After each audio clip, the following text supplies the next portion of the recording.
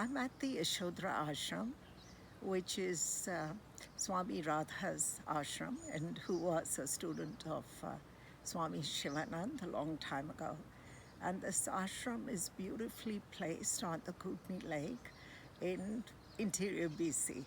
So it's been my third trip now, and it's just utmost pleasure to be in the presence, direct presence of Swami Radha, especially in the Temple of Light. And I was so inspired by her that I wanted to rather share a few thoughts that came to me.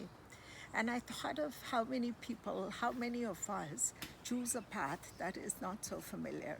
That is maybe alternative lifestyle or a spiritual path. We do something that has not been done in the family or our friends have not done it. So the path is not familiar, but we really are called to do something different. So it's really bold for us to do it. But when we take on that boldness and the bold path, the path still remains tough. It's not easy. So even if we have the strength and the courage, it is a tough path when you have not experienced it before.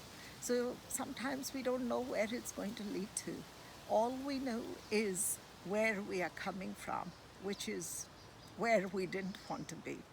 So the path itself is treacherous, it's tricky, it's confusing, and like I said, despite our boldness, it's tough and hard.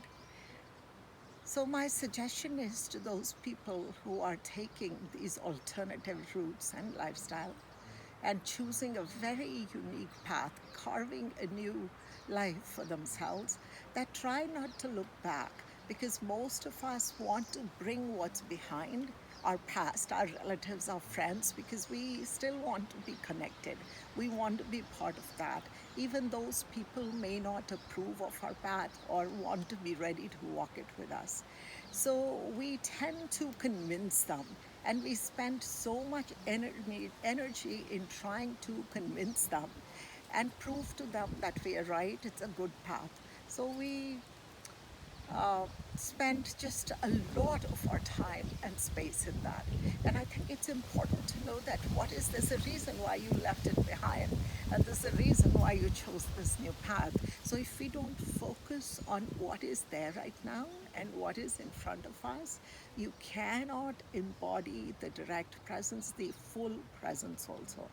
So neither do you get where you wanted to be, and neither will you be able to go back. So the message is there is no going back. If you take a few steps out, you better be walking, because it's impossible to walk back.